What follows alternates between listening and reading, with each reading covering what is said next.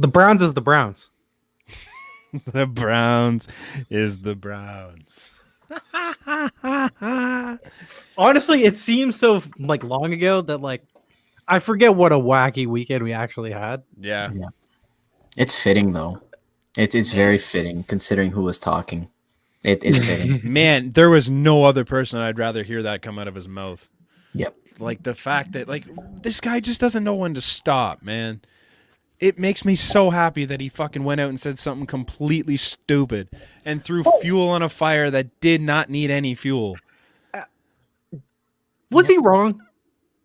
Apparently. But Apparently. going into the game, was he Wrong in Not wrong? the point. Wrong or right, it doesn't matter. You Browns are the don't Browns. put fucking Browns is fuel the on the Browns. fire. You don't give the team the motivation. Here's where I lie. It's tough as a receiver because receivers are the cockiest position group of like probably any sport. Yeah. And they have to have the self-confidence. Mm-hmm. So it's great. Self-confidence. It's great if you win. If you win, I don't even know if it's great if you win. It's just you don't have to deal with the repercussions if you win. But if you lose, You look like an idiot. yeah. But like it's one thing to be like the Devontae Adams, you can't guard me type of shit. That's fine. I'm here for that because even when it's DK true. does it, even when DK does it, it's true. I'm fine with that. Like he's hype different yourself level up. of Talk about receiver. how great you are as a receiver, but don't fucking give a playoff team the fuel to like the motivation to come out and kick your ass. Like it's just bonehead move. I mean, you saw I how love selfless Devontae Adams was during the national championship game. When Devontae Smith was going off, Devontae Adams was like, hey, you can misspell my name all you want, but at least spell it as this guy Devontae because he's the truth. Like, I thought that was so cool. Yeah. I mean, and then you got it's Juju's not even good. Juju's not even their primary receiver at this point. As far as I'm concerned, he's their third. Ever since he's moved to the slot, He's their three. become their third. I They're three. I think he's their second best. I'll give him 2, but think as of next year, he'll be their 3. In terms of usage, though, like he's basically close. getting the same amount as the second best guy, which is as good as 3. I think In terms he's of usage. I think he's their second best wide receiver from the standpoint of they feed Deontay Johnson, but like, he has more cachet than any like number 2 wide receiver I've seen in like cachet in terms of media attention. Yeah. And basically because he runs his mouth. Yeah. He runs his mouth nonstop for a guy that's really not good enough to run your mouth about. Like we're talking like Chase Claypool was better in that game.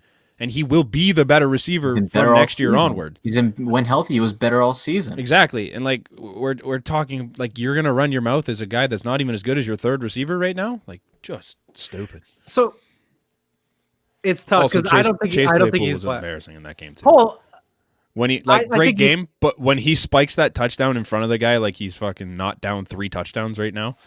I'm like, I think it's fine. Like what he said after the game. I didn't hear what he said after. I didn't really care what they had to say. The next day where he's just like, oh, they're gonna get clapped this week. Oh anyway. man, just shut up though. Come on, you've already lost. Truth or not, they just kicked your ass for 4 straight quarters.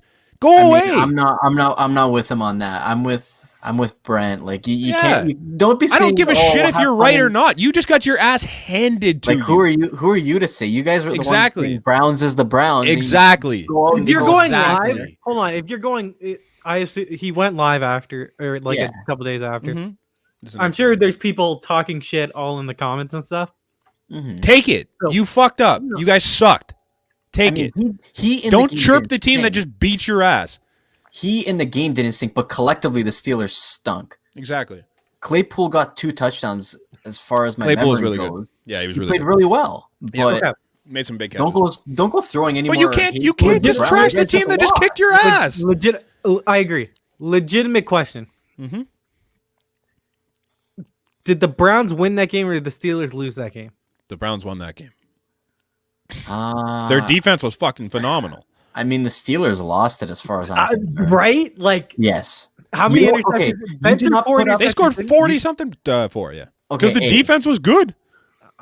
They made great plays on the. There was one that they threw Ben was just directly really to. bad. Like Ben was really bad. You can't go telling me that it was the defense's fault for causing 4 interceptions. They also pressured the hell out of them. Bad.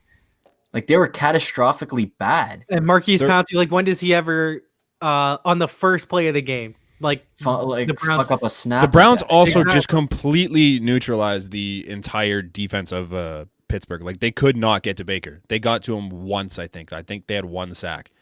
And like the big story going into it was, TJ Watt's going to be back. Like he rested last week. He'll be back healthy, ready to go. And I didn't see TJ Watt do a damn thing in that game. Like he was there and he swatted one ball and he ended up making a tackle on a run. But like other than that, he was locked up the entire game. Like they did a phenomenal job of protecting Baker in that one. Yeah, they did a good job limiting the pass rush. Like, but that also just I feel like it goes to the point of the Steelers just completely lost this game. Their offense was nowhere to be seen. Mm-hmm. They turned over the ball countless amount of times, 4 interceptions, the 1 fumble recovery in the end zone. You cannot go into a game scoring 37 points and saying, well, they should have won at 37 points, but you don't go out of a game giving up 50 and expecting to win, right? Like at 37 points put up, you should be winning most games, especially with the elite defense they've had all season. Hold on. So let me defend the Steelers a little bit. The Steelers dealt with more injuries on their defense than basically any team in football. They did. You're not going to talk about the team across the way that had their entire fucking team on COVID? Like, hold on. I said injuries. That's counting as an injury. In terms of healthy coming into this game, their whole fucking team was out for the most of the year. Who was out on defense for the Browns this week? Denzel Ward, their best player. One pick. That's one player. Fuck, what's his name? Myles Garrett was out for 3 weeks. I'm saying right now. Okay. They had Devin Bush, their first round pick linebacker, that was out. Gone week 1 though. Huh? He was gone week 1. No, he was gone like week 3. But that's my point. Like he was gone. Bud Dupree was out, like one of their best pass rushers, right? Mm-hmm. Like they've dealt with like blow after blow to that defense to where it wasn't the same defense that started the year. Okay. Like I don't think that's close. Also, how much of the blame can you put on like a guy like James Conner? Because he hasn't been good at all. He's been terrible all year though. They have the least amount of rushing yards in the NFL.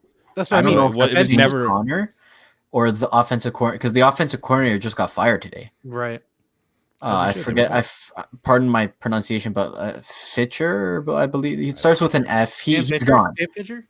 Yeah, I believe that's his name. He got sacked today because it showed their run game was non-existent rather. Yeah, like they were a pass-heavy offense, and in a game where you went as a pass-heavy attack, you end up throwing 4 interceptions. So it's not like forgive me for not feeling bad for the Steelers defense. Like you're going up against as the defense, you're trying to get through an O-line that had 1 player on it from the initial team, and he got hurt in the game. They literally had to use Joel Hance, who literally had to get introduced to Baker Mayfield in that game. No, I understand. Like, I don't feel bad because they lost a couple guys on defense. Like the entire Browns O-line was going. I think the only reason the Browns won was the fact that their head coach that's been holding them back was gone. Absolutely, Kevin Stefanski can just take the rest of the year off apparently because they look good. Like offense, defense, they look good. So Moro, Browns. Yep. Did the Browns win it or did the Steelers lose it? I'm saying the Steelers lost it. Yeah. If we're talking if I have to pick one or the other. The first play of the game sums it up. Exactly. That's fair. That's fair. You put up 28 points in the first quarter. I don't think any team really won it. How much of it was off of turnovers? They couldn't stop Cleveland at all, though. At all. Okay, first half. No, you'd hope that with one of those turnovers, maybe 1 or 2 out of those times, your defense gets you a stop and limits the amount of bleeding. But still, even then, you're giving up 50 points. You're giving away the ball on offense. Like all parts of the system were failing. No offense, no defense. You're not going to win any game, let alone a playoff game. They were bad, but the Browns were also the best they've been all year. I think it was a bit of both. Like the Browns' offense was firing on all cylinders. Baker looked great, never got touched. Sure, it takes two to tango, absolutely. Yeah. But if I have to pick, I will give 60-40. 60-40 in the sense they blew it and the Browns won it because the Browns still had to go and put scores. They had to put scores up on the board when they ended up with 37 points in the end, right? Like you're not going to just win with the 28 points you scored in the first. You got to go ahead and put supplementary points on that. And it's not easy to pick off balls. It's not easy to catch balls. You saw the guy in Chicago. It's not as easy to catch a ball as you think. Wims, yeah. That was the most boring game of the week. All right, let's work our way back. It started out so tight, that game, man. Like, it was actually a game for a half. And, like, that Wims catch could have made it something good. I literally took a nap during the game because I'm like, okay, if the Bears win, I don't even care because they're just gonna I don't have any faith in them to win a game in the future, or at all. So what do I care if they win? Like, I'm never gonna pick them. And if the Saints win, they should have won. Like, what? Like, that's no shocker to me. But the Nickelodeon stuff was really cool. That was cool. Yeah, I think all sports should do that. Because like the biggest issue right now is you can't get young people into sports, which is weird. Right. But if you're doing something like that where you're actually learning the game, and I think that's one big thing is like, even when I'm trying to teach people sports, it's like I don't understand the rules. And me personally, I have a tough time explaining a lot of like intricate rules to people. Right. So if you're breaking it down to kids who are still at like a age where they can learn, at least they know the basics and stuff. I think that's smart. Yeah, it's another way to introduce young people to sports, and I thought like that's what you want. It's an innovation that I think should be there. Like, I don't see a problem. Why don't they do that for Sunday Night Football? You know what I mean? Yeah. Like, pick a game of the week and then just do it. Do the 4:00 games when kids are still awake. Exactly. Like, the 4:00 games suck anyway, so why not make it interesting for some kid on a Sunday afternoon? Or CBS. So like whatever CBS's game of the week is, like you already have Nance and Romo there. Why don't you have like another? You're paying all this money to them. Why don't you just have this alternate feed? I don't. What's his name too? The guy that did the broadcast. He does a lot of Canada stuff. What the hell's his name? I didn't watch it. Like I didn't. You know who he is, but I can't think of it. He does like Uninterrupted. Nate Burleson. Burleson did it. Oh, okay, gotcha. Yeah. Like he's a good voice to have there. Like he knows the game. He's still like a no, guy. for sure. He's really good. Did a good Ravens Titans. Great game. Yeah. It was Lamar weird. Lamar popped off for some huge carries. TD was the turning point. Yeah, that run once he had finally on TD was busted he had more rushing yards than Derrick Henry. Insane. So for that game, I think if you're Tennessee, you basically saw your limitations with Ryan Tannehill. Yep. When everything's good and like Derrick Henry isn't basically Baltimore was like, okay, we're just gonna stop Derrick Henry and stop the run. We don't fear Ryan Tannehill. That was the perfect way to beat the Titans. Honestly, if you lock down Derrick Henry, then they have you can give up the points. You can give up the points from Tannehill because if it happens, it happens. But there's a limit on him, and he's not going to continue to carry you all game long. And that's what happened. Like the first half, he was great, and then he. Fell I also thought like his running ability didn't show in this game. I mean, he only ran for 6 yards. Like they just locked down the run game in general. It was great. They did a great job in Baltimore on that defense. Now the Ravens were one of the hottest teams coming into the playoffs. I don't know how I feel with them facing Buffalo this weekend. I know I think that's the game of the week. Cleveland and KC is just not exciting. Nope, not just at all. It's like I love Cleveland and I think they're going to be okay, but it's such a tough matchup for them, man. Like you can't. Packers Rams, like it'll be a good game. Don't get me wrong, but like Goff's got one hand still. I don't want to watch Jared Goff. Sorry. And then the two other games are the games of the week, basically. The battle of the old men is kind of funny, but. Yeah, I like that, and the Ravens, Bills, and Bucks, Saints are my two favorites of the week. Yeah. I was gonna. Oh, what do you guys think about the whole end of the game antics from the Ravens? I love it personally. Like the fact that I they were am all with celebrating it. on their. There's a difference between what Juju did, which is the whole pregame shenanigans, and then there's what the Ravens did was you want to step on our logo, week 11. Exactly. Well, here you are, justice. Yeah, so great. I'm all for it. Good for them. A bunch of people were giving Lamar shit for not shaking hands after the game. He's like, because he said straight up, he's like, why do we have to shake their hands? Like, what reason? And they're like, oh, that's disrespectful. Blah, blah. It's like, well, if you're disrespected yourself, why are you going to give them your respect? Like, you earn my respect. You don't just get it showing up. Right. Yep. Like, I had no problem with what they did. I thought it was great. No, if you give it, you have to be able to take it. Exactly. Like, no matter what. And I was fine with them taking the penalty for that too. I'm like, yeah, it's worth it. Bucks, Washington. Washington gave them a run for their money. I feel like the Bucks will play down to competition. Taylor Heineke. Taylor Unbelievable Heineke, game from that kid. Yep. Lots of respect to him. Do we know why Alex Smith wasn't playing? Soreness in his leg. Yeah. Did they say? He was Okay, still hurt. I didn't. All I saw was that he was inactive. I couldn't find out where he was injured and all that. But respect to him, man. He played a great game. They almost came out with a win. They brought it down to the last drive, but they're not as good as the Bucks. Plain and simple. We said that going into the week. That's sick. Shout out to Cam Sims because he was an undrafted receiver out of Alabama. Okay. Here's the most yards he put up at Alabama. Okay. His senior year, he played in 11 games. He had 14 catches for 204 yards. In this playoff game alone, he had 7 catches for 104 yards. Wow. Yeah, like he was highly thought of when he like walked in there, but like he didn't play really at all, and he's made himself into like a legitimate receiver. Good for him.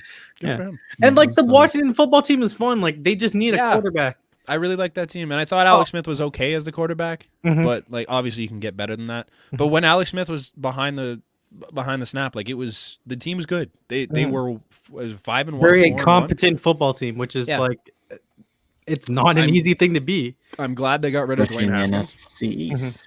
I'm not glad that he's potentially going to sign with the Panthers. Yeah, well, but I think this team's a quarterback away. And I think in like this draft, you could potentially there's someone out there because there's 6 potential first-round quarterbacks in this draft, maybe 7, along with guys that are subject to being on the move in various cases. Yeah, right. Like the names are out there right now. Stafford, you bring in a guy Ryan, like Deshaun Watson. I think you'd have to give up an arm and a leg for Deshaun Watson. Like I don't. So I had a conversation with a Washington fan, and I was like, "Who says no? Chase Young for Deshaun Watson?" No, not from Washington. What he is the I say no if I'm Houston. I think no. I say no. I don't. Maybe no on both sides, but I'm not. He is the centerpiece of that defense. Already. I understand that. But Deshaun Watson's a top 5 quarterback in the league. Yeah, and on this team, he would. They made Chase Young a captain. No, I understand that. At the end of the year, I'm not saying it would happen. I'm not saying it would happen at all. I don't say yes if I'm Washington. Purely from a fair perspective, I think that's a fair trade. Honestly. I think value it's even, but I don't think either team says yes. Yeah, I agree. But I don't think Houston's going to be in a spot where they can say no to a lot. Because what are your 2 options? He wants out. This is like the Anthony Davis type of situation where he wants out. But would you not say that the Anthony Davis trade, they still got a lot for him? This isn't like a James Harden. No, which we'll talk about later. But you can compare it to that. Like it's one of those things where like he is not going to play for you. I don't think that's true. I think they're gonna hire Eric Bieniemy, and then they're gonna call it a day just to appease Deshaun. And Bieniemy deserves it. It's not like it's just throwing a carrot at a guy. It's legitimate. Like he's one of the best play callers in the league. Why wouldn't you hire him? Yep. And the fact that they wouldn't interview him until now is ridiculous. But I think like. If it's not 3 first-round picks, don't call me. How many years left on Deshaun? He just signed a 5-year deal. He just signed. Yeah. He's gonna be making 39 million. It's gonna be a lot. Yeah. Matt Ryan's as another it should name. Be. That could be available for Washington. I wouldn't mind Stafford. There's a lot of quarterbacks in there. Stafford is still a damn good quarterback. He just has nothing around him. Like you can see him do things that you're like, wow, this guy can still play, but who the fuck is he throwing to? Right. Hasn't had Kenny Golladay all season. It's been Washington's got a pretty dynamic offense where they have a lot of options for him. I think that'd be an interesting spot. They're a team on the rise, like for sure. Like if I'm betting on any, I don't know if I bet on them of any team in the NFC East. I think I would. I don't know who to like. If you're taking stock in any team in the NFC East, who are you taking stock? Like who are you buying the stock in? Either them or the Cowboys. Right now. Like that's like the Cowboys held their own after Dak went down. Like they were shit for 2 to 3 weeks, and then they just kind of figured it out, and they looked a lot better down the stretch. I feel best about the quarterback situation in Dallas, even though he's got one leg. Yeah, once you bring Dak back, it's going to be interesting. Mauro, what do you think? If it weren't for Dave Gettleman being our GM, I'd disagree with you guys. So. I got nothing to say. There's just not much on the Giants team right now that's like there's zero going forward. Yeah. Daniel Jones from year 1 to year 2, he's regressed. There's no doubt in that. He is what he is. You just kind of. I don't know if that's true yet. Like Josh Allen last year wasn't And he's gone from The year one before he was good, OC though. to a different OC in 2 years, so he's still buying into a new system. God only knows if Jason Garrett's going to get hired this year, where he's going to end up going into his third offensive coordinator in the span of 3 years. So, I mean, honestly, I don't know. Saquon being there helps. I'll give them that. If Saquon comes back healthy, he's a game changer, right? But that being said, though, you keep changing around the offense, which was our worst thing going through this season. I don't see how you can put them at the top of the list for the NFC East. No. So, if they can find a way to play the way they did against Seattle, and like figure out what the hell happened in that game that made them look just don't throw the ball. Speaking of Seattle, Rams beat the Seahawks 30-20. Tell me why the Seahawks aren't the Pittsburgh Steelers. I'll wait. Because they're not racist. What? Why are they still not fucking higher? They still have Mason Rudolph at the helm. Their two quarterbacks are both pieces of shit, realistically. In Pittsburgh. But Roethlisberger and Rudolph? Yeah. Alleged. Well, they both fucking alleged. One is an alleged piece of shit. One is definitely a piece of shit. I'm the biggest proponent. I'm the biggest person who will bring up Ben Roethlisberger's past, and it's always the word alleged that gets thrown out there. Well, he is an alleged piece of shit. Mason Rudolph is a piece of shit. Okay. Why the fuck?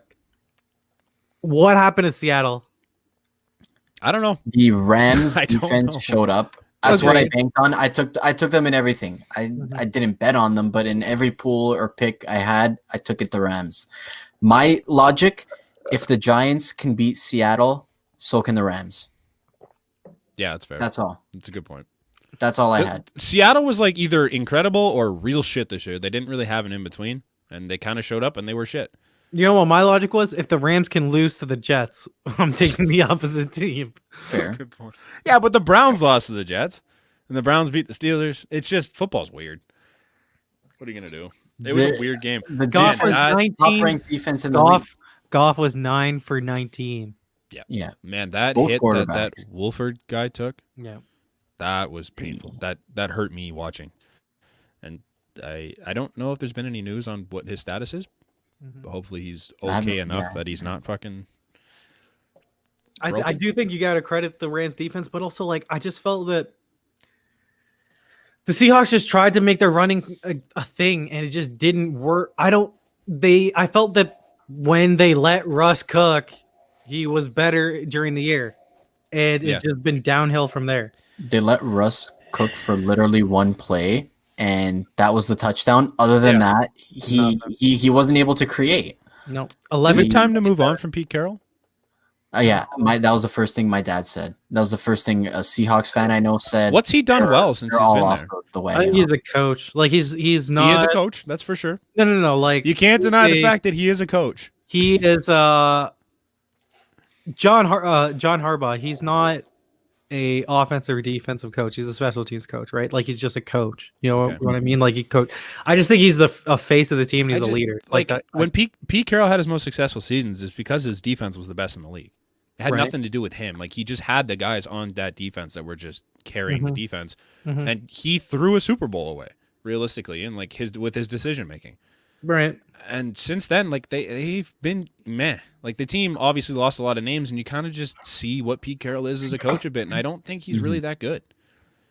Russ has helped him along the way because Russ is still one of the best quarterbacks in the NFL. I think Russ has masked the fact of what's happened since the goal line call. I will say though, like they haven't had it easy in the last couple of years. They completely transitioned that entire defense, right? They had to. Everyone's either retired or moved on. Became the new set, a new cast. Yeah. So like, I still think that's in a transition period. So like, I don't know. The offense was what should have carried them, and that's what happened early on in the season, and it just didn't at all. So I don't know. Chris Carson never really looked the same after he got hurt, though. Right. One thing he didn't help. They fucking ran Carlos Hyde way too much. Yeah, you one ran thing watching their last few Right. weeks down the stretch, like when they should have been winning games, like Carlos Hyde had the ball too much, and like he was in there for plays, and like all the passing downs they had him in for, and like I get it, but like you're not fooling anyone with the fact that Carlos Hyde's out there. He's not going anywhere. like on defense, though, like looking at it, there's only two constants basically from back in the old days. It's Bobby Wagner and it's KJ Wright. Outside of that, like they only have one other defensive stud, which is like Jaron Reed, Bama. The Griffins are okay. Isn't it only Shaquille that's on the team now? Are the Shaquem gone now? I think so. Yeah. Shaquille But like has there's nothing. They have to improve the defense, but also like the offense is what should have carried you and it didn't. So I don't know where they go from here, honestly. Probably the most interesting game of the week. I mean, definitely, right? Colts, Bills. Colts, Bills. Yeah. It was a lot scary. It had the worst call of the week. Yeah, that was horseshit. Jordan Poyer, worst call of the week. Absolutely ripped that ball after Jordan Poyer, IQ level 10,000, because that was Yeah. incredible to not make contact until he stood up, and then they just ripped that ball out. Incredible play. Should have got the should have ended the game there. Yeah. Yeah. And like it made the game more interesting that it didn't happen. I'm glad the Bills won just Wouldn't it because of that. Wouldn't it have been the most Bills thing ending though? To like blow if it they like got fucked It would have on been. that, it would Yeah, have it would have right? been. Like I would have Instead, hated it to see became the but it most would have Phillip been the Rivers most thing. Bills fashion. right. Where the ball where Phillip Rivers can't even Has get the to the end chance zone. to win it and can't do it. All right. There's one thing that if there the was last one throw- thing I would have bet on was that Phillip Rivers would not have got it done on that fourth quarter drive. No. Yeah. See, That was the one thing I was I saw a comfortable lot of like, betting oh, on. Phillip Rivers choked. I don't think Phillip Rivers choked. No. I don't think No. Phillip Rivers got it done in the end, but he never like screwed anything up. It was that No. one drive where he just No. couldn't get anything going against a damn good Bills defense. He wasn't supposed to win this game. No. It I wasn't even mean, supposed to be close. hold on. They also this is a team that beat Hold the on. Packers. Like I don't think that this is a damn good Bills defense. I don't at all. they were been a damn mediocre good against the Bills run. defense. They were Huh? like They were good 15 against the run. Hold on, they were With good it- against the with run, it but they like weren't against the Jonathan pass Taylor. really. They weren't really good against the pass. Yeah, they've been getting it done for a few weeks now. I don't. If you're a Bills fan, I don't know how you feel great about your team right Going now. going up against a team that only runs the ball in a what could be a snowy game. Yeah, like I'd You be, do feel good. I'd be a little bit alarmed. Yeah, that's what I mean. Like Yeah. you let Phillip Rivers almost win the game against you, right? Mhm. Yep. They came back from what? They were down how many points in the fourth quarter? They put up 14 points in the fourth quarter. I think they were down 14 at the time. And like it was 14 unanswered points. Like the Bills almost like absolutely blew that game. And I would be scared. Like Hines put up he had 6 rushes for 75 yards. I mean, Jonathan Taylor never really got it going, but Phillip Rivers, like he wasn't Pittman was getting anything he wanted. I don't know if I feel great about their deep. I think if you're the Bills offense though, I think you feel pretty good. The fact that you still put up 27 points against an elite defense like the Colts. Yeah. I think that you should feel okay. And like I like the Ravens defense, but they're not the Colts.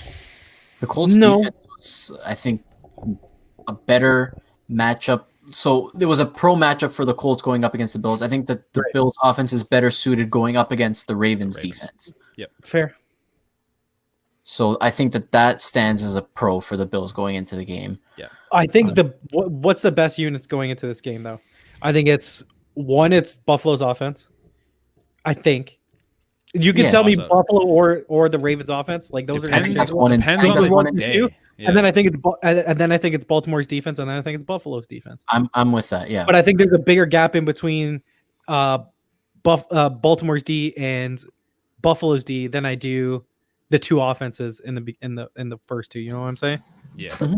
No, I get it. I think it's gonna be a great matchup. I'm so excited. Let's Should be a good game. yeah, let's get into these picks. So, based on what we've been talking about for the last for Wildcard Weekend, we all went Baltimore. We all got it right. We all got wrong on the Pittsburgh picks. Is this in the playoff pool? This is for the bracket. I'm gonna go over the bracket first, and then I'll do our picks. So, bracket update is: we all went Baltimore. We all went Pittsburgh. We all went Buffalo. We all went Tampa. I went alone on the Rams in the bracket. We all went New Orleans. So Amir, Brant, you guys both have 8 points. I have 10 out of a possible 12. And Amir, going into this week's, you picked Kansas City against the lowest possible, Buffalo against their matchup, Green Bay, and Seattle. So Seattle's already docked because they're out. Hurts. Brent took Baltimore, Buffalo, Tampa, New Orleans. I went Kansas City, Buffalo, Green Bay, Tampa. Now, onto our picks, which was subject to change based on some certain whatever Brent wants to call it. I don't know. I'm already committed to it. No, I literally said before, and I just didn't get a chance because I was out. If it weren't for such a huge gap in points, I wouldn't honor it. Yeah, I'm in last. I'm not even going to come in second at this point. I think it's horseshit because you weren't perfect. Huh?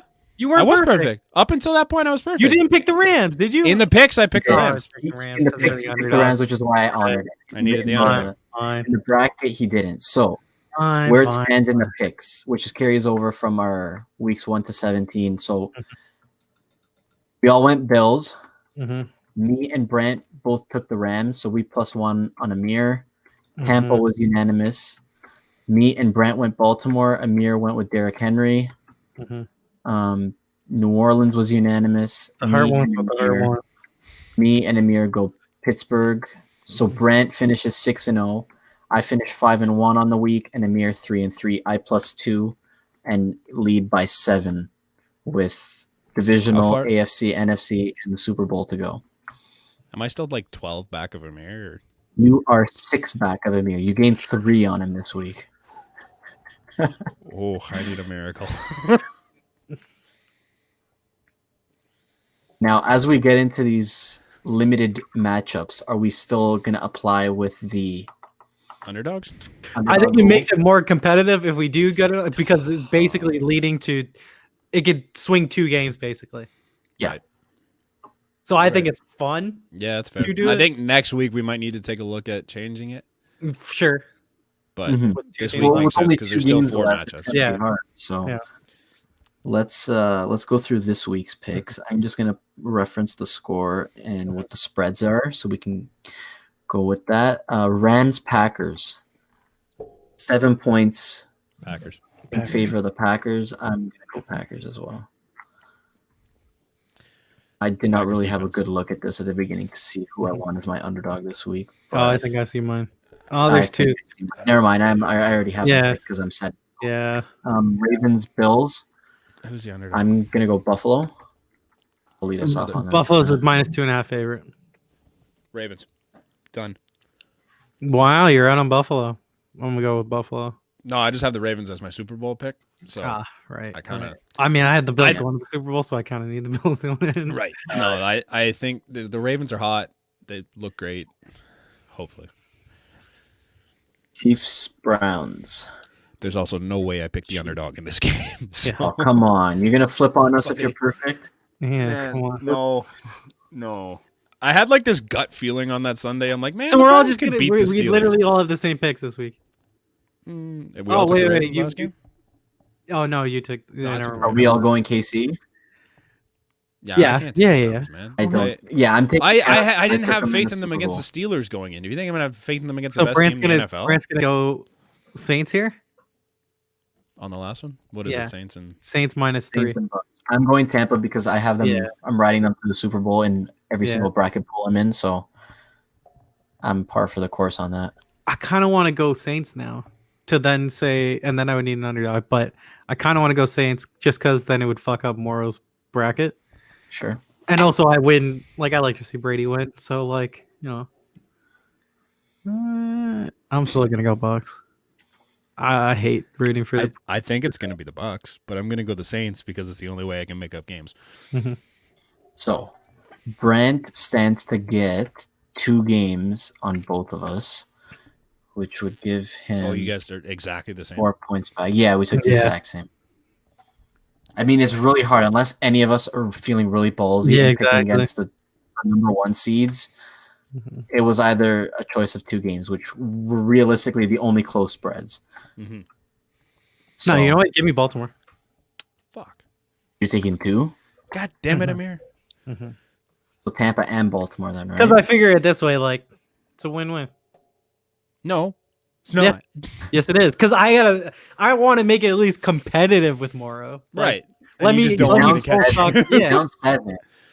I need to be literally perfect the rest of the way in order to catch you. Yeah. So I'm alone on Buffalo, and Amir, you're sticking with Tampa with me. So the only game we differ on. If I go 3-0 again, if I go 3-0 in the first 3 games, I'll give it to you. Then this I will honor more likely than what Amir said, than with what Brand said, because this is going to be recorded on the pod, and we can reference this. So I'm in agreement with this. So like if I go 3-0, I'm going against Morrow in whatever the Sunday night football game. So then I'm going to the Bucks. If you go 3-0, then I'm going to the Bucks. If you switch, I'm going to the Bucks. Okay. Oh, so I'm going the opposite of you in that game. Okay. A stipulation on their pick.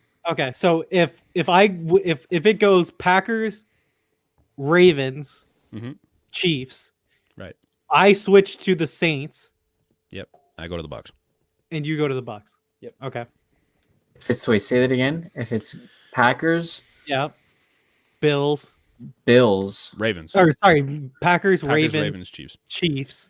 Yeah. I will switch from the Bucks to the Saints. Yeah. And I'll go to the because I'm gonna go up against Morrow to like what's a +1 do for me? Nothing. +2 is at least more interesting. Yep. That's fair. Okay. I like it. Okay. So New Orleans if 3-0. Okay. Sounds fair. I'm for it. Makes things interesting. Yeah.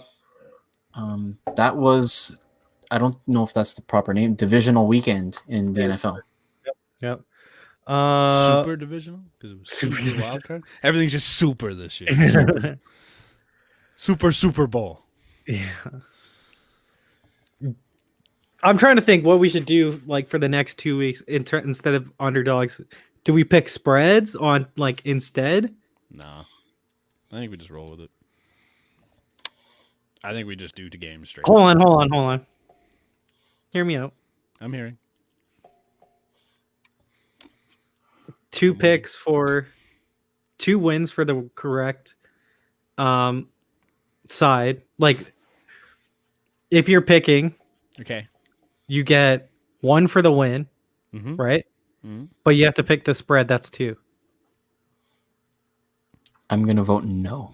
Yeah. I was gonna say you get an extra win if you pick the underdog next week. Okay. Realistically, so basically, if you pick against whoever is the favorite, you're getting an extra point. Yeah. If you have the balls to do it, you get. I'll agree to that. Fine. Okay. Cool. If you have the balls to pick it up, I don't think it's possible for us to catch Morrow. I can't. I'm way too far. I don't even know if I can catch you. If I get the 2, so you're up 7, Morrow. I'll lead off my picks too if you want, so that way I can't. Okay. So then, technically, what I would need to win, to go perfect this week, pick against you in both games that week, and then pick the underdog as the underdog. Hey, mathematically, do you believe in miracles? We need a little help. Yeah, that's fine. Okay, that's gonna be tough. What is there anything else? Oh, Monday was the. I didn't even catch any of the game. Go for it. I didn't watch. I turned it on because I'm like, yeah, their games are good, and I just got home, turned it on, and I'm like, this is already a blowout. I am done. So it's Alabama, Ohio State. You know, the college football playoffs. Yeah. And I came into the game saying, you know what, 9 points is not a lot. The spread. Yeah, you told me to bet on it. Yep. The one thing I didn't tell you that I should have told you was bet Devontae Smith when he was plus 2,000 for the Heisman. I can't remember if I told you, texted you. Plus 2,000? Yeah, he was plus 2,000 like a couple weeks, like the first week of December or the like a week or 2 before December. I was just like, yeah, he's actually going to win it. And then he ends up winning it. But so game starts, Alabama, they force a 3-and-out. While that happened, Ohio State, they lose their star running back who's broken out the last couple of games, Trey Sermon. He fractures his collarbone or something, so he's out for the game. 3-and-out. Alabama gets the ball. Absolute just domination. Goes down the field on them. Quick 7-0. Ohio State responds back 7-7. Alabama get the ball back, 14-7. Mm-hmm. Ohio State, nothing. Punts it at from midfield down to Alabama's 15.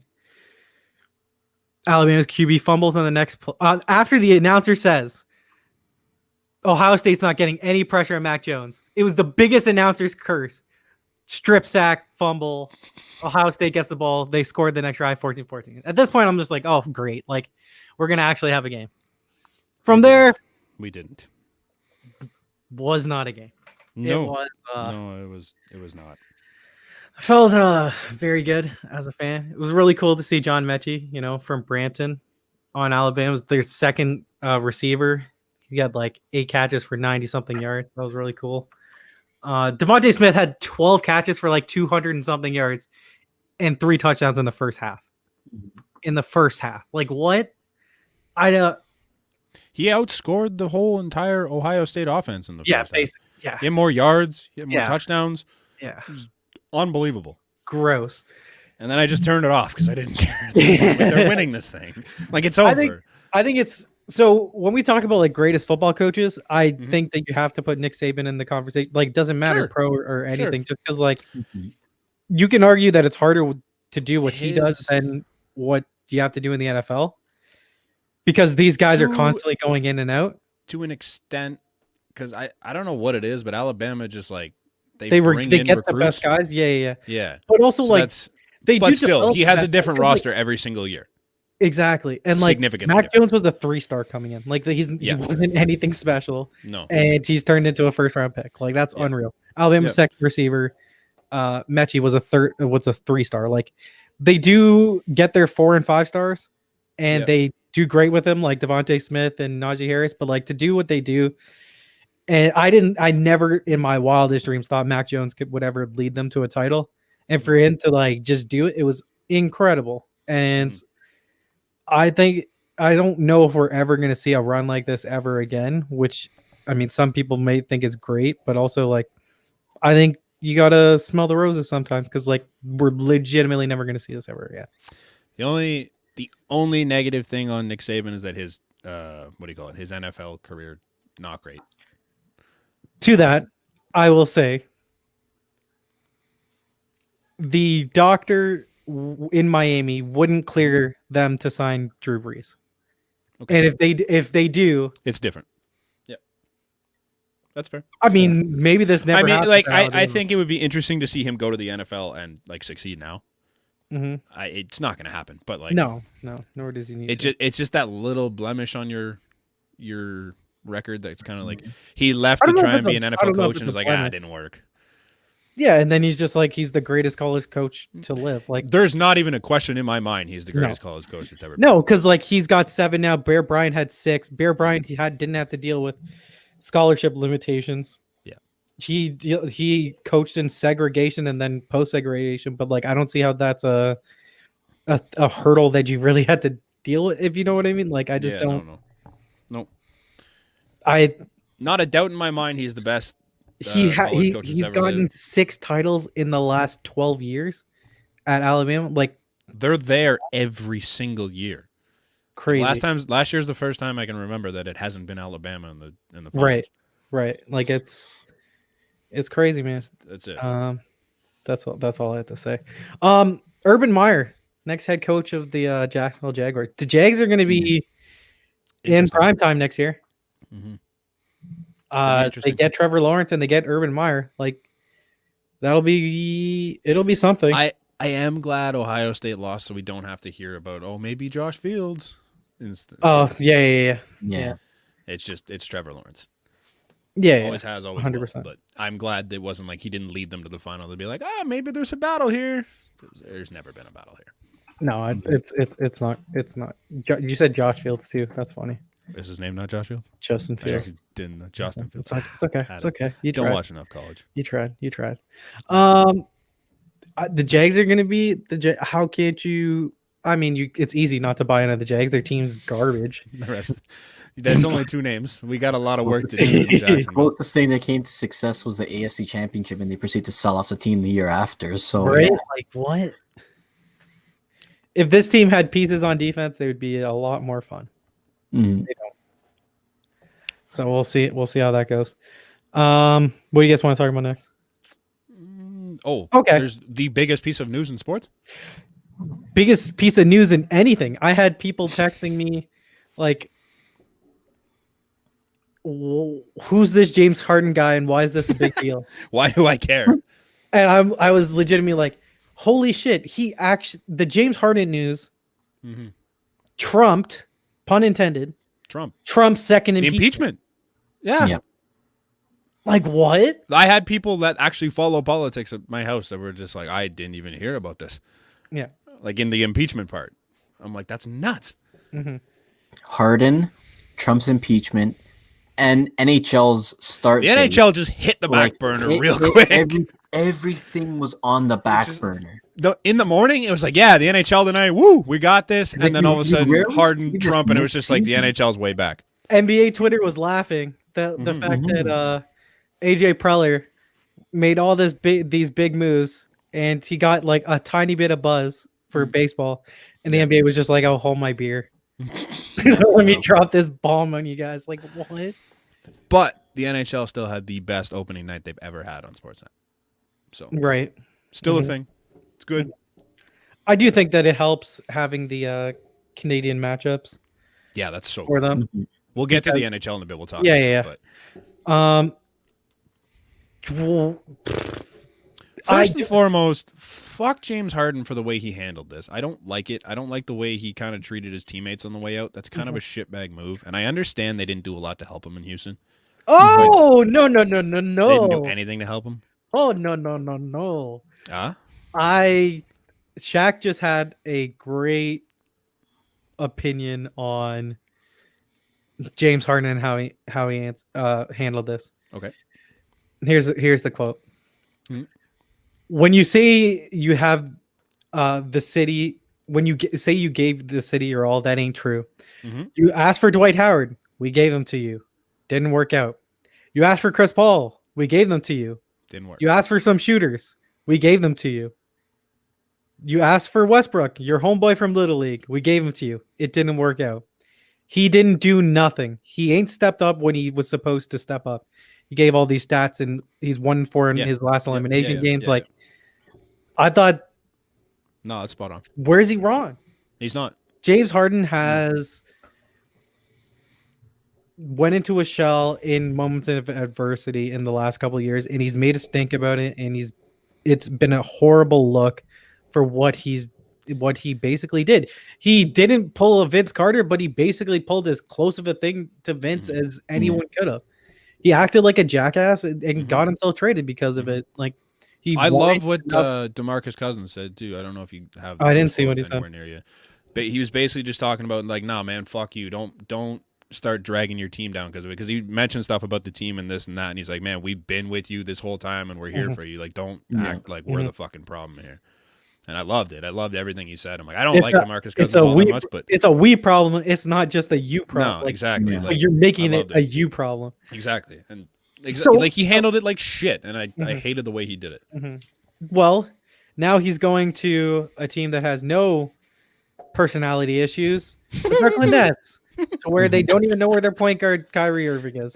Did you see I think you might have tweeted it, but the graphic where it was like somebody animated their 3 stars. Yeah. And it was Kyrie just wasn't even in the picture. Yeah. That's good. That's so fucking funny, man. I did want to make one point though. Like, go just for it. Going on top of what you guys are saying, like, I know you're not supposed to judge a book by its cover, but like coming into this season, he looked huge. Like he didn't even look like he was in the best condition. Like it's not as if you want to blame the team. Like look at how you showed up to camp. Like look at the effort you're putting in. I mean, I'm all for what Shaq and everybody's saying. Like it takes, it's like what we've been saying before. It takes 2 to tango. You know, exactly. It's a system failure, but at the end of the day, you're the leader of the group. They look to you in points of complete lostness, and this guy wasn't able to deliver on so many. That's the big thing right there. Is like this is a team that should have had a chance at the NBA Finals for the last 4 or 5 years. I'll give them. There's been a couple off years here and there. Hey, they arguably win the title against us if Chris Paul doesn't get hurt and hurt his like knee or whatever it was. They beat the Warriors because they were up 3-1 Yeah. and they or 3-2, and they so blow this that is a game team 6-0. that is that good, Mhm. and you're the leader of this team, and you guys just couldn't get it done, man. Like, how are you going to go out and blame everyone else when like you really didn't do anything yourself to help? Mhm. Like, you show up out of shape. Like, don't act like you're trying here. Like, man, you're not that good. Like, he's good scorer. He's not the number one guy in the championship team right now because he goes in there and he's arguably the number 3. He's the number 2, but yeah, yes. But you could argue. No, right. If you had to pick them in just like as a GM and not like fantasy or who's the best scorer, Right. like if you're Durant, going, who do I want to lead my Durant. team? Durant, then Durant. Harden. See, if Harden? Kyrie Irving wasn't Kyrie Irving, but it was Right. that Yeah. player, then But then you could say if James Harden wasn't argue. James Harden, then you would But which is why consider him Yeah, one. that's these you're same right. personalities are you going to bring in? Like one of them is already not playing. Kyrie's It's not already a gong show, dude. Yeah, like you're Like, talk about KD's throwing not gas the onto a greatest. fire that doesn't need any more gas. I don't know what the hell you do though. Like Oh, Brooklyn basically felt like they went with the peak of having 3 stars opposed to the sum of their Having a parts, which team. is really good. Yeah, having a team. Mhm. Like Karis LeVert, a really good player. He put up like 20 points against the Raptors basically every game in the playoffs. My buddy made a point yesterday. Jared to get rid of Allen. Jared Allen instead of trying to get rid of DeAndre Jordan in the deal. 22 They hang year on old. to I mean- DeAndre Jordan, who I doesn't mean, really do much for that team. No, they DeAndre Jordan has 0 trade value. Like no. Jared but- Allen. So here's the thing that I didn't understand. How did Jared Allen? They only get like a first round pick for him. I thought Jared Allen is unreal. Mhm. And if he's somehow gonna reach free agency now, like I give him $20 million, like without hesitation, a year. Yep. Well, I think what the did it dude's a stud. cost the Raptors to get involved in that trade? Because I in think the a end, first round pick, a first round pick. would that not have been worth it?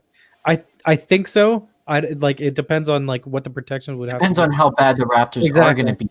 It wouldn't. It wasn't even. bad. I don't even think it was this year's pick. That's That's what I'm saying. Like if Yeah, it I was a know. futures pick, I agree. No, I agree. it speaks volumes I about agree. what the kind of And missed opportunity. I think the 2 teams that made out the best in this are the Pacers because they get Karis LeVert and a Mhm. second round pick for Victor Oladipo, who's right now I would rather have Karis LeVert than Victor Oladipo. Maybe Oladipo comes back into form. Who knows? He hasn't been the same. Was ever he not a since guy he they got- were already trying to get rid of too? Like in Yes, previous years, yeah. So Yeah, like- you get a great young player to build around. Yeah, LeVert, who's got 3 years of control left, like at Mhm. like $15 to $20 million, like that's unreal. And then with the Cavs getting Jared Allen, like that's a winning player. Like he's a good player. It doesn't make sense for you right now because you have Andre Drummond, Kevin Love, but like Andre Drummond's a free agent after this next year. You know, That's your center of the future. He'll Yeah. probably still be a restricted free agent, but you'll have the right to match any deal. Like I think, and then Houston, like odds are one of those one of those 7 first rounders that you potentially get from Brooklyn is going to hit. But one of them, Mhm. because realistically, Kevin Durant and Kyrie Irving and James Harden aren't going to be there for the next 7 years. That team right? could blow up quick. All you're And people guaranteed. implode. Yeah, all like you're that guaranteed implode. for this team is the next 2 years. So you have 2 shots at the title Do any of them have opt-outs after next year. after next year? So Yeah. so 2 So years. that's why you're guaranteed 2 years. Now, is that However, worth a shot? it's still a Kyrie situation where he could just not show up and But just if not play at all. Kyrie doesn't show up, like if Kyrie didn't show up, I wouldn't. Brooklyn wasn't They're still going a to playoff win, right? Like Right. they weren't a title team. Mhm. At least now you mean, can at least consider them. Like say Kyrie doesn't show up for the rest of the season, They're still in the hunt. they still have James Harden, Kevin Durant. Yeah, you're right. But before they weren't. Exactly. Like KD So, on like, his own on that team was not good enough. not going to win them a title, most likely. KD's been in and out of the lineup himself. Like it's not even. Mhm. Yeah. it's So I think it's a risk. It's 100% a risk. And if you're Brooklyn, you should have flashbacks of the last time that this happened. Mhm. But you're in when you got Kyrie and James Harden, or Kyrie and Kevin Durant, you were in a win now situation. So Yeah. It's wild. you gave them what they want. You see what I happens. think from a Raptors standpoint, though, because of all the rumors and everything that's come about with this, I'm really happy they didn't pull the trigger on this because look at what it would have costed them. I mean, this like is you're a mortgaging huge your mortgage of the future. Yeah, Yeah. like I For don't think what? For what? They weren't going to be a ready for that. championship team if they even traded for Even James with Harden. Yeah, like my parents were complaining about. They're like, "Oh, Masai's not doing it." And I'm like, "What do you want him to do?" Your issue right now is not your backcourt. No, it's that you have only 4 competent players on your team right now, maybe 5. Chris Boucher's been fucking unreal, and you're going to trade away 2 of them for the guy who sells out the rest of the team upon leaving. Exactly. Like you're gonna. Yes, he's fun. Yes, he's flashy, and he scores a lot of points. But guess what? He's a piece of shit. Like, I don't want to root for him, and I don't think the people. Man, I hope the Nets fucking tank this year. I hope they. I hope they implode. I don't hope one of them gets hurt, but I hope this whole thing just goes to shit. Right. I agree. I hope they play as a defunct group, because you're literally bringing 2 of the most defunct players, Kyrie and James Harden, together now and asking them to work it all out. Who's their coach? Like, I know Steve Kerr had to deal with this kind of stuff. Steve Nash. Steve Nash? Oh man, poor, like, you hate this guy, rookie head coach, and he's got to deal with this shit. Shit, that's right. Yeah, rookie coach. I wouldn't wish this upon anybody, let alone Steve Nash. In his coaching debut, is it not? In the NBA, but he's got competent assistant coaches. Like, he has Mike D'Antonio there. Oh, yo, I forgot about that. Mike D'Antonio is going to be reunited with James Harden. No. This is neat. Yeah. Like, don't get me wrong, this team could win the title, but this team could also just be terrible in the playoffs, because it's just like they have so many character problems right now. I don't like it. Not one bit. Like, Steve Kerr, as a former player, was able to manage all the personas in Golden State. It's a matter of, can Steve Nash do that? Yeah, it's going to be the same thing. There's only one ball and 3 guys that want to put it in the net. So Golden State didn't have the dysfunction that those 2 guys have too. It's like KD's an attitude. Don't get me wrong, but like outside of that, like Steph's not least bad. Of your problem. Yeah, KD's the worst. KD's the least of your problems, basically. Like, he's not right now. Yeah. Like, but like on that Golden State team, like Steph's not an attitude. Clay's not an attitude. Draymond's obviously an issue, but like he knows how to be a teammate. Whereas, but not in the look sense at the 3 of their guys attitudes. Now. Yeah, it's in the sense that all 3 of these guys have the capability, and on any team in the NBA are the number 1 option. It's a matter of how do you work with them to make sure that they're scoring in a way that all of them are effective. And that's just going to be, at least for me, what makes or breaks the team. I don't think any of them like being the number 2 or 3 guy either. I don't know. Like, they want to be the There's guy. only one ball. Only one basket per possession, right? Like, there's no, I want this one, you get the next one. You got to work together on that. I don't know. I just don't know how it'll work. Especially long term. Like, maybe they'll figure it out for this season, but like eventually they're going to get frustrated of not being the guy that everyone looks to. One of them, at least, I think. I don't know. The Raptors are trying their damn hardest to blow another 4th quarter lead. They're up 3 points with 9 seconds left, and they potentially just turn the ball over. So we'll see. Have they not had double-digit leads in every game this year? Basically every game, yeah. Chris Boucher's legit. He's 25-9 tonight. Like, he's been unreal the last couple. Man, I'm fine with that. Um, they've been okay lately. Yeah, they've been fine. They're 1 shot away from winning that game. It's gonna be Charlotte Ball. Great. Okay. Cool. What do we? Let's talk about the NHL. We made it. Yeah, we finally made it. Yeah, for real. It's been months. Mm-hmm. Yeah. Holy. Before we get to the season, can we talk about Evander Kane first? Sure. Yeah. Yikes! I think is about all I have. It's a tough situation. Oh. Yeah. This is one of the guys. He's one of the higher paid players in the league, and you're talking about a guy that's now $28 million in debt. Mm-hmm. I know he's got a gambling issue because he's had issues in Vegas and all that. But like, how does this happen? I don't know. It's a tough. Like, I know this came about when Jack Johnson was at the end of his first contract. And that was just a matter of his parents getting involved with his money and thinking they knew what was better for him. And I trust my parents with my money, but I don't know what I don't know. Like, the picture kept surfacing about Evander Kane flaunting the money in his hands, and I mean, you'd like to think that it's not the kind of lifestyle he lived. But I mean, yeah, you're saying he's got a gambling problem, and even Michael Jordan went through it, right? Like, it's unfortunate. He's playing tonight. He got an assist, so I mean, he just got paid though. That's what I mean. Like he just got the contract in San Jose. You hate to see it. That's the scary. Not only that, he's made like $40 million in his career outside of like fees and shit that he had to pay out. But like his contracts have put him at over $40 million for his career. So like he's only got $10 million worth in properties. I didn't read the full article, but that's the information I've heard from it. Like, where the fuck does the rest of that money go? That's insane, man. That's why he wanted to fight Jake Paul. Yeah, that clearly. That was the topic of conversation in a couple of my chats. So it all makes sense now. Or Logan Paul. Which one was it? It doesn't even matter. Both. He didn't even care. He wanted to to fight either, whichever one would nibble at the offer. Right. That's crazy. So, Man. Shady situation because he's a good player. I feel so bad. Like, A lot of people don't like him, and I would want him on my team. I would want him on my team. He's a dying breed, man. Like a guy that brings grit and scoring into the lineup. Exactly. You don't see you don't come across those kind of players a lot anymore. And he's done like not to belittle it, but he's done a lot for black players in the NHL lately. Like he is fighting hard for just black hockey players in general, and like he's done some good things. Yes, he's got some interesting character issues outside of that, but he's still trying to do great things for the game of hockey. And Raptors won. It sucks. They did. Wow. Outside of PK Subban, is probably the most famous black hockey player right now. And at least and I think the most vocal. Outside of Subban, he's definitely there as the most vocal. Yeah. So Revo tries his very best. He's just not good enough. He's a fourth liner. Yeah, like, sucks. I feel really that's a brutal situation for any human being to be in. That's awful. You don't wish upon anyone. No, God no. But yeah, fuck you if you're one of those people on the internet right now trashing them. Yeah, you're a awful. piece of shit. Like, speaking of a gritty guy that made a difference in the Leafs game, William Nylander just absolutely yes.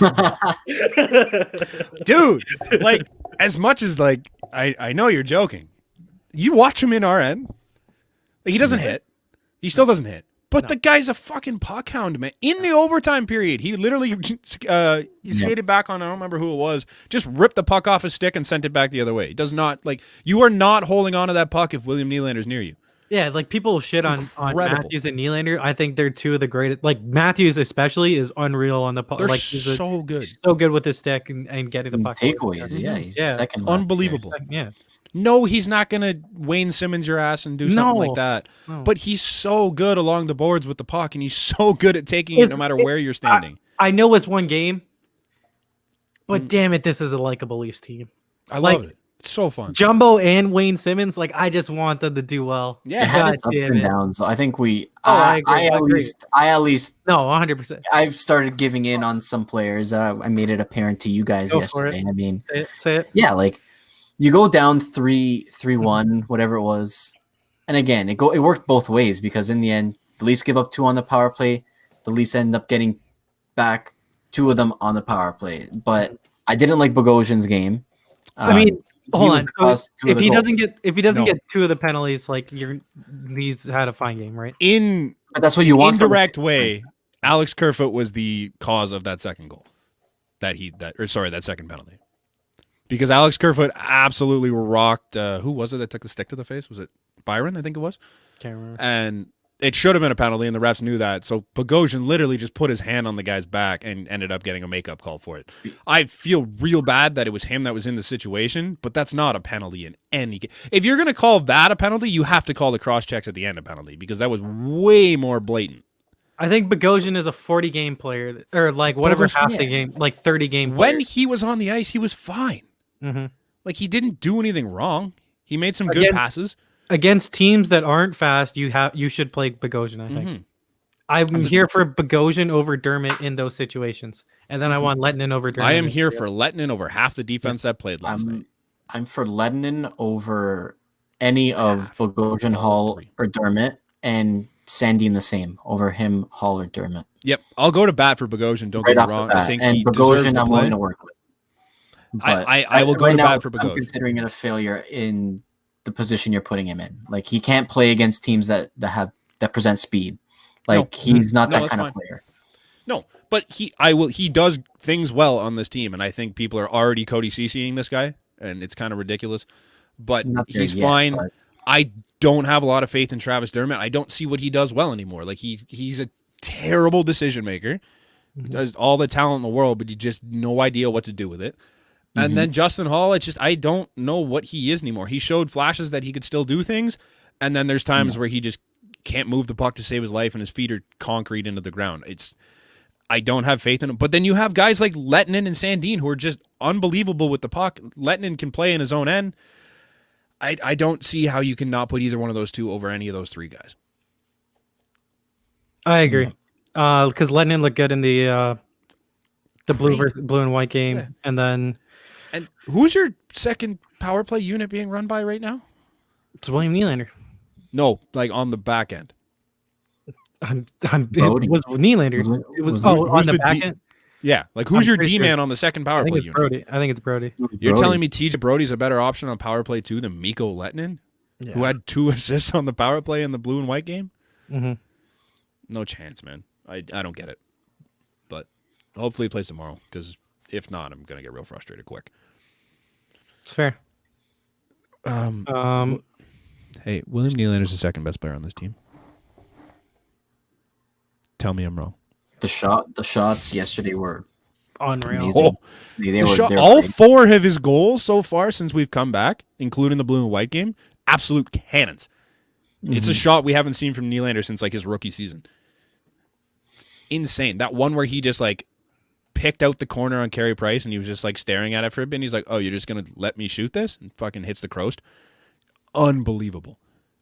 Like the kid looks like an elite level goal scorer. He's good in his own end again. He's incredible in transition. Like, I don't know, man. I take him over Marner 9 times out of 10. It was at their money, yes. At their current level of play. It's one game. At their current level of play, even last year, man. It's a small sample. It's a small sample size. I'm with Amir on that. But I mean, he was a guy that got so much shtick last year, and for him to last year, every year.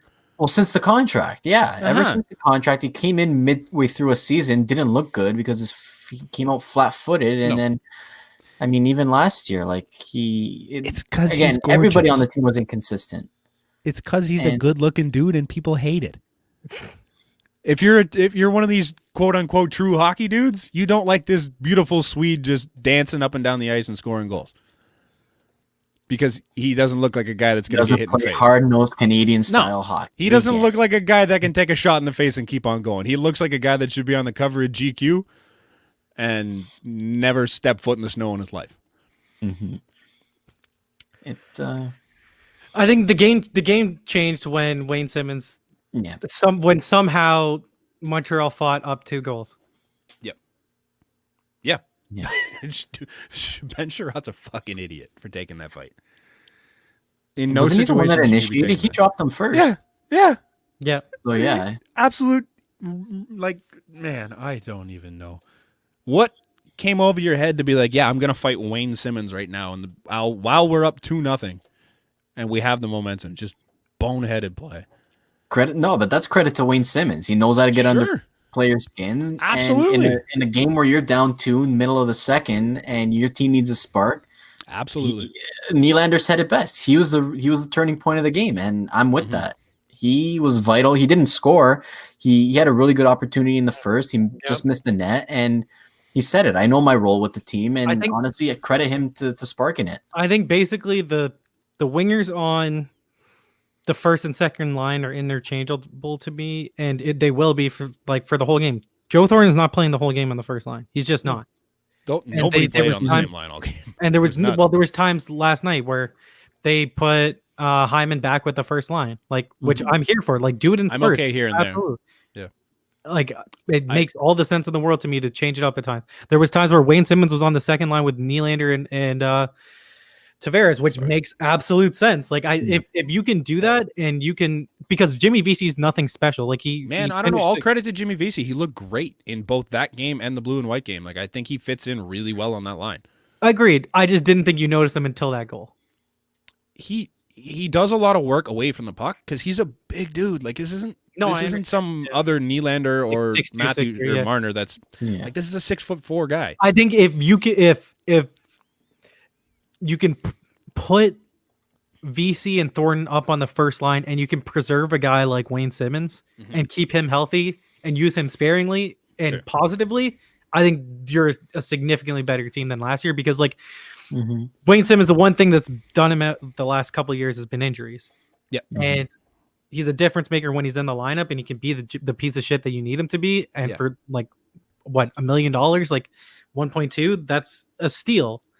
But it's all of a staying healthy situation if you're him, if you're Leafs. And I think this is the best way that you can have your cake and eat it too. Yeah, I don't think Sheldon Keefe could have coached that game any better last night. I think he did a great job rolling with the lines and trying to figure out what works and like using certain lines in certain situations. It was pretty wicked the way he did it. Even the power plays, like the first power play unit was like I don't know weird about the power hybrid play, thing that they kind of.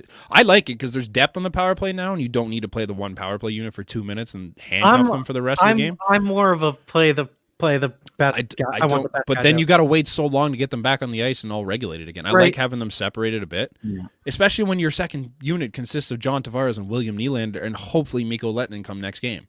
So here, that's why the one point that I'm kind of worried about is the fact that you're having guys that are good on the bench for too long in that situation out there. I mean, they did just roll Matthews for 2 minutes in every. But then then in the third period they had a power play and they had them all back to the unit. Yeah, which that's what I mean. He knew when it was time to lock in this goal. You can say like. You can play both hands, right? Yep. Because you can say, oh, it's a good thing at this point, but then they don't have the chemistry that they would if that's the unit all year long, right? If you have the two units rolling and then you're just like, oh, here, we need a goal now, go. Yeah, like, I think that's what we're talking about two pairs of line mates, though. This isn't like guys that don't play together. So, and they've been playing together for 3 years now. They don't need to figure out chemistry at this point. They know how each other play and they know where to be. I think it just opens up so much more to have two different power play options because the last 3 years, power play 1 dominates and then power play 2 ends up in our own end the entire time because there's just nothing on it. If you throw a guy like Spezza in there who can move the puck and then you have Nylander and Tavares as goal scoring options and you still have Zach Hyman that you can throw in front of the net or who else? I guess Jumbo Joe and Simmons were on the first pair or thing, right? So they don't really like Jimmy Vesey you could put in front of the net. And then you have Mikko Lehtinen who can distribute the puck. It's just there's just so many options on the second unit now that it just opens up so much more. And you're going PP2 against PK2, and I have a lot better feeling about it. Yeah. You're leading power play scores on power play 2 now from last year. Right. It's crazy. Is that all we Freddie, have? I want to talk. Okay. Worried. At some point, you need to make an adjustment. No, not the team, Freddie in general, because he led the league in goals in his 5-hole last year, and he already let in 3 or 4 this game. At some point, you got to make some sort of adjustment and know that's where they're going, right? It's worrisome. Because my dad loves just Freddie Anderson. What happened? He gave in a softie, and at the beginning of the third, when he should have had it. I mean, Josh Anderson goal was weak. That's his second. I know he's Tavares let him walk in, but I mean, it was a squeaker. Yeah, and it's as my dad says, it's a backbreaker. He loves saying, "Oh, he gave up another backbreaker, didn't he?" And I mean, credit to the Leafs for coming back, but in a playoff game against a team that's not going to give up 4 goals a game, and even in my chat, my cousins are like, we're seriously going to put 4 past Carey Price? And this was before the whole Simmons fight when they had nothing going. He's like, you're telling me we're going to score 4 on Carey Price? By the way he was playing up until that point, you couldn't have convinced me. No. Wayne Simmons kicks the shit out of Ben Sherratt, and here we are. Right. I don't think that's going to happen every game. But again, like if that's the kind of goal we're going to give up early on in the third, I don't think we're going to have the 5-4 win we're going to see that we did last night. I gotta stop this for a second because my mic cut out. I gotta start a new recording. Oh fuck! Oh, okay, now we're fine. I can't see Morrow. Rip. There, Morrow's showing it because my thing plugged out randomly. Yeah, that's right. Yeah, you know when? No, just now. Like so I can still. That's why I want to salvage it. Yeah. So that we wouldn't need to use the other. It's just running health checks on you guys, and then we're good. Okay. I can't hear Amir. It's just running health checks. Yeah. Oh. You'll be fine.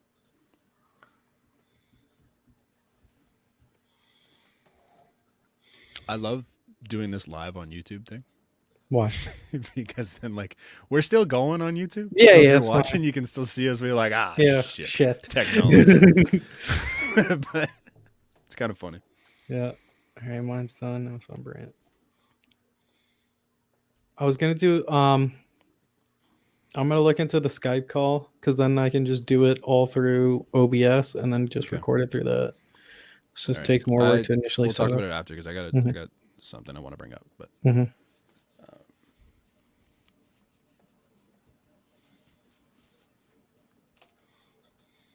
How are we looking here?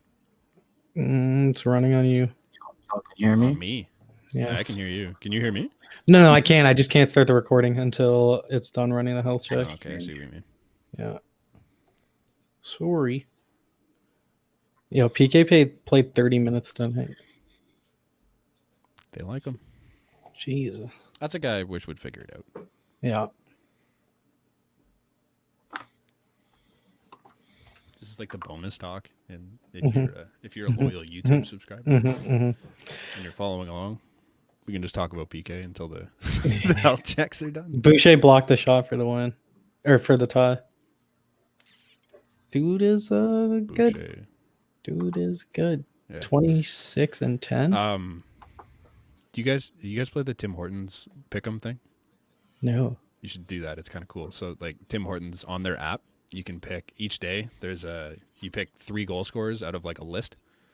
There's like first goal is like a list, second goal. Well, how is it? How did Morrow pass before you? That's what I want to know. I don't know. So basically, you just pick a goal scorer in each of them, and you just like bank these Tim's points, so you can get free shit at Tim's. It's kind of cool. But like today, I got 2 out of 3 right, and Panarin kind of screwed me. But so what do you get for them? So there's like you get like Tim's points, like which is like the same as what the rewards card gets and stuff, so you can get free stuff with them. Okay, we're back. Freddie, right? Yeah. Like, I'm here. I don't think Freddie is the issue. I still have a lot of faith in Frederik Andersen to be the goaltender for this team. I have an analogy. Okay. Freddie Andersen is the new Jake Gardner. He's the new whipping boy. Like he's the new whipping boy. Like, but it's some of it is warranted. Yeah, absolutely by his play. I don't think it's as bad as what Jake Gardner was. Like, there were still a lot of people that like Frederik Andersen. It was hard pressed to find a Jake Gardner fan. No. I fought everyone I've ever known when Jake Gardner was on this team. But who other than Freddie right now? Who's the whipping boy? Marner? It's gonna be Zach Bogosian. No, I don't think so. He doesn't play enough to. Justin Cody Ceci was the guy in a week. Yeah, but he played on the first pair. That's fair. Bogosian's playing on the third. But it's just like everyone picks that. Quick for me, if he's still in the something lineup. Went wrong with Freddie last year. Something went wrong with him, right? And he's got to figure it out. You got to make some sort of adjustment on that 5-hole. I think he has the ability to do it. Because he's still a professional goaltender. He's been one of the best for the past 7 years. He's gonna figure out what the hell's going on and start making those 5-hole saves. But until that time, it's a little worrisome. 100%. But the depth behind him is a hell of a lot better than it's been in years. Yeah. I trust Jack Campbell. Not as a starter. But as a guy that can come in and stop the bleeding, right? Absolutely. Yeah. You didn't trust Curtis McElhinney? No. God, no. Even when he was the best he's ever been, I was scared. It was a joke. Like, no, I believe because there's lots of people that did. Yeah. And there were lots of people that were pissed when he left. Right. But like even when he was popping off his 930 or whatever it was like I didn't have faith ever when he was in the net. It was scary. That game where he clinched it against Pittsburgh. My heart was pounding the entire time because it was just holy shit. It was a ride. Yeah. I don't know. like this team will go as far as Freddie, but also I don't think it matters in the regular season. I really don't. I think the division is trash. We're just that they can walk to. I think like a the playoff division spot. is even, but it's not like it's not good enough that who in this division are you like, yeah, they have a chance to beat the Leafs every night. I really do think Montreal's the second. Man, Montreal is the most overrated team in the division somehow. I don't know how this happened. This is the 24th place team from last year that picked up 3 guys. But they're 3 good guys. Who? Josh Anderson. Josh Anderson is good. Who is, I would say, a wash with Max Domi. I think that they're 2 different players. I would say wash. They don't need defense. That's what he's there for. Is he can play a better defensive game. No, he does. No, and he throws scores. hits and he scores goals. Because he is bigger and he's a more physical presence. He doesn't score a ton of goals. He scored goals once. Yeah, and that's it. I think Nick same as Max Domi. Max Domi scored goals once. I think Nick Suzuki is a better player. So everyone's banking on Nick Suzuki's like improvements to take this team from the 24th best team to like top 15. I think you still have Carey Price. Old Carey Price, yes. I think he's still good. Who fell apart for a good stretch there. He's still Carey Price. Right. Okay. I still think Carey Price. It's the same thing with Freddie. Carey Price is the player who you live and die by. He's the one that's going to carry you anywhere. But I also have a lot more faith in Carey Price than I do Freddie Anderson to have me a lockdown game to win me a series or to win me a spot in the playoffs. Sure. Do I trust? But for an entire season, I don't. Because they still he can lock it down every night, but you can't beat a team nothing. Mm-hmm. And this is the same team that couldn't score goals last year and let in more goals than the Leafs last year. Yeah. But we're going to pretend like that didn't happen. Who didn't improve on their defense? They got Joel Edmondson, who's been the 7th D-man everywhere he goes. It's not that I think Montreal is great. Mm-hmm. It's that I just don't think any other Canadian team is that good. I think Vancouver's still pretty good. After watching them last night just dismantle the Oilers. Yeah, well, the Oilers are back up on them tonight with a 2-0 lead. I feel like a lot of them are so I think it's mediocre. Matched. I think it's mediocre. Yeah. I just don't think Montreal's that good. I don't see how they get any better. I'm not saying they're that good. I'm just saying that I don't think they're good enough to be the second best team. I think that they can be. These were all fringe playoff teams. Okay, aside from the Senators, and I mean, I think they're a write-off this year as well, unless they come out of the ordinary with something. But they're not good enough. Matt Murray stand on his head. Oilers, Jets, we're a playoff team. Flames, Canucks, Montreal, and the Leafs are all well within their right to get one of the division playoff spots. It's just a matter of who's going to win their games. Like, I don't know how you can say one team is better than the other when they were basically all the equivalent last year. They were all fringe playoff teams. So there's 4 spots, right? One I think you can give to the Leafs. Sure. And then the other 3, I think there's the Oilers, Canucks, Flames, and Canadians, I think, that are all vying for it. I'm not a big Jets guy. Their offense is just so lethal, dude. And then you have Hellebuck. So, like, then you got 5 teams for 3 other with spots. cheese in front of him. Right. Neil Pionk's good. Yeah. Josh Morris, he can get it done. But he's an attacker. And so's Morrissey. Ever since Buffalo, you're right. And Tyler Myers, they've lacked a defensive presence. Yeah. They have good puck-moving defensemen in Pionk and Tyler Myers is no longer a defensive presence. That guy doesn't do a lot of anything. No. He's a big body who blocks shots. Yeah. I don't feel confident about any other team. Do you know Evolving Wild? Yeah. The they ran their projections. This is where I'm shocked because they ran their projections and they had Montreal as the division leader, tied with like Vegas and Colorado and a bunch of these other teams. I'm like, where? What on this team are you seeing that puts them among the league's best?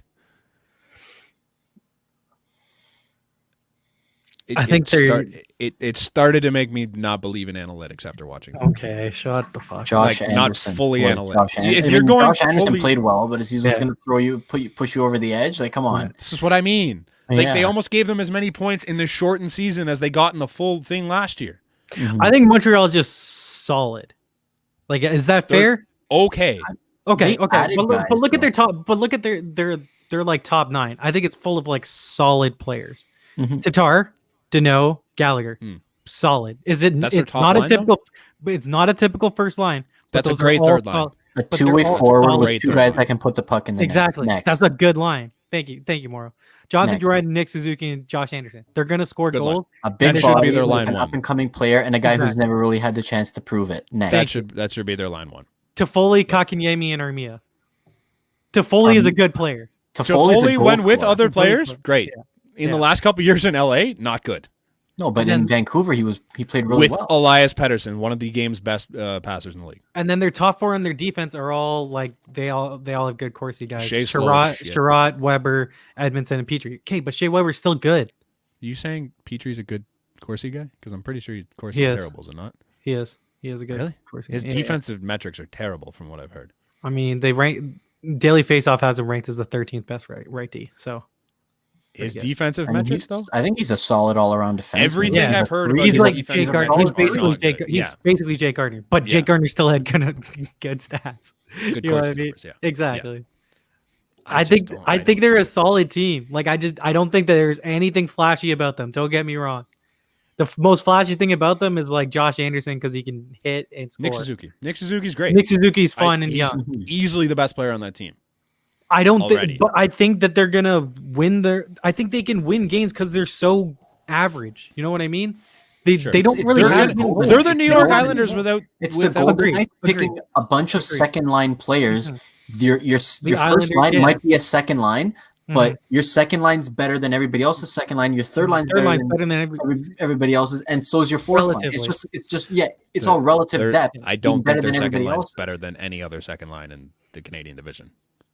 Their Their third and fourths might be, but their second lines are who is Edmonton's better? Like Okay, like honestly. yes, honestly, right is now it- with when Yamamoto? they split up Yeah, Draisaitl and McDavid, and it's Who's McDavid playing Draisaitl, with now? Yamamoto, and Cassian and Nuge. It's only Nugent Gotcha. Hopkins has come into his own. Nuge is ever playing since with last Connor year. McDavid, and I forget who's on the other side of that. But like their top two lines are pretty good. Mhm. They're think it's better than the Chiefs second on line in me. Montreal. Would you rather have Elias Lindholm, Matthew Tkachuk, and Dylan Dubé Yes. than Suzuki, Anderson, and What Drouin? about Backlund? I thought it was Backlund, second line center. Right now, no. He's Dubé, the they third line moved. center. Again, I think this just proves the point that a lot of these guys just match up so well. Like, Yeah. I mean, Oh, it's going to be good. I Yeah. just don't understand the hype around Montreal as if everyone's pegging them as someone that's going to be top two. I mean, Dano was playing on the top line yesterday. Matthews them didn't do anything even strength. that's his job, and that just speaks to his job. Like, he's not there to He score. wins He's there face to- off and like he's just And good locks. defensively. It's literally a shutdown I line. mean, didn't Yeah. Matthews have like As a 7 first line. shots?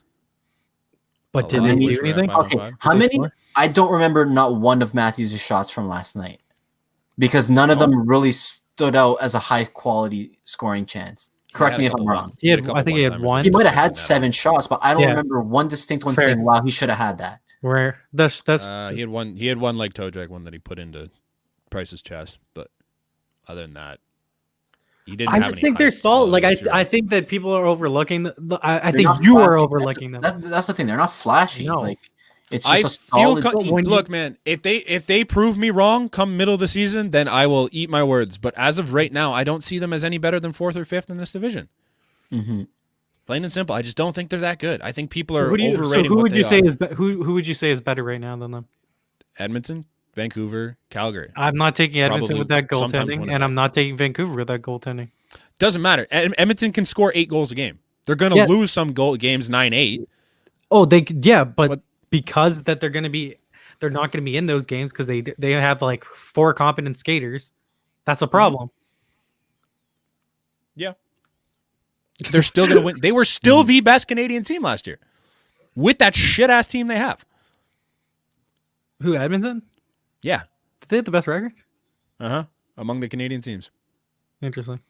Yeah. They were in a division spot when the league shut down. Okay, you bet on Mikko Koskinen. I'll bet on Katie. I am not betting on the Sounds good, goalies, sounds but good, sounds good. I'm betting That's on it the for this best week. player. I'm betting on the second best player in the game to continue scoring at the rate that he scores at. Right. Is that all we got for this week? I think so. Alrighty. Catch you guys next week. Um, Oh. Hold on. What are we holding on? No, we did our picks. Never mind. Okay, we got everything. I literally blanked out. I'm like, wait, I don't remember doing picks, but no, we're good. Wait, did we talk about football? Yeah, no. Yeah, we did. No. We can cut that out. It doesn't even matter. All right. No, we're not cutting that out. We're leaving that right there.